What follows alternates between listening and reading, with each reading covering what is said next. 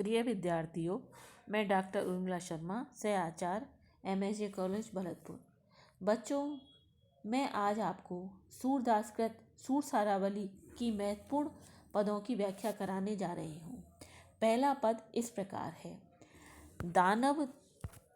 दानव देव लड़े आपस में कीने युद्ध प्रकार, विविध शस्त्र छूटत पिचकारी, चलत रुधिर की धार। दीने मार असुर हरि ने तब देवन दीनो राज, एकन को फगुआ इंद्रासन, एक पाताल को साज। व्याख्या हम इस प्रकार करेंगे। पृथ्वी के लिए देवताओं और राक्षसों में संघर्ष हुआ और इस संघर्ष में भगवान श्री कृष्ण सत प्रवृत्तियों के प्रतीक देवताओं के साथ रहे। जैसा कि व्याख्या से स्पष्ट है, सृष्टि के क्रम में ही देवताओं और दानवों का पारस्परिक युद्ध हुआ। यह युद्ध हरि लीला के रूप में हुआ। आरंभ में हरि लीला को होली का रूप कहा था। दोनों ओर से तीर रूप पिचकारियां चली, खून की धारें निकली, सबके शरीर खून से लाल हो गए, जैसा होली में लाल रंग में हो जाता है। होली के खेल के बाद ब्रज में होली खेलने के बाद फगुआ दिया जाता है। फगुआ से तात्पर्य खेलने वालों को वस्त्रादि उपहार देने से है। इसलिए भगवान ने भी देवताओं और दानवों को रक्त की होली खेलने के बाद देवताओं को फगुआ के रूप में इंद्रासन का राज्य मिला और दानवों को पाताल का राज्य मिला। अब बच्चों, मैं इसके विशेष बिंदु आपको बताती हूँ। हमारे मिथक साहित्य में दानव और देवों को जातियों के रूप में प्रस्तुत किया है, जबकि ये मनुष्य की कु और सु प्रवृत्तियाँ हैं और इनका संघर्ष चलता रहता है। आज भी यह संघर्ष विद्यमान है। कवि सूर ने होली का रूपक देकर इस प्रसंग को कलात्मक बना दिया है।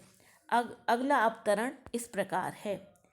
विद्याधर गंधर्व अप्सरा, गान करत सब ठाड़े, चारण सिद्ध पड़त बिरदावल, ले फगुआ सुख बाढ़े। विद्याधर जो देवताओं के यशोगान करने वाले चारण भाट होते हैं। गंधर्व और अप्सरा गान और नृत्य करने लगे। चारण और सिद्ध प्रभु का यशगान करने लगे। इस प्रकार फगुआ के बाद सबको बड़ा सुख प्राप्त हुआ। फगुआ के क्रम में देवता शशि को चंद्रलोक दिया गया और उसे तारागणों का अधिपति बनाया गया। सब नक्षत्रों का उन्हें विशेष रूप से राजा बनाया गया। अब मैं इसके विशेष बिंदु बताती हूँ। ब्रज में होली पर्व में फगुआ देने का रिवाज है। उस रिवाज को महाकवि सूर ने आध्यात्मिक स्वरूप प्रदान कर सारे प्रसंग को रूपक तत्व में बदलकर कलात्मक बना दिया है। अगला अवतरण इस प्रकार है। अपने अपने स्थानन पर तब फगुआ दियो चुकाए, जब जब हरि मायाते दानव प्रकट भये हैं आए। तब तब धरे अवतार कृष्ण ने कीने असुर संहार, 124 रूप निज कैयत वर्णन करत विचार। इन पंक्तियों में हरि द्वारा 24 अवतार ग्रहण करने की सूचना है। व्याख्या इस प्रकार है। इस प्रकार सभी को उनके अपने अपने स्थानों पर श्री हरि ने फगुआ चुका दिया। सबको होली का उपहार मिल गया।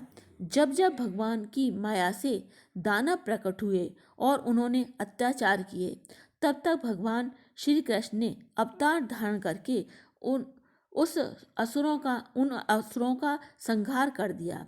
वे ही 24 रूप में अवतार लेकर प्रकट हुए।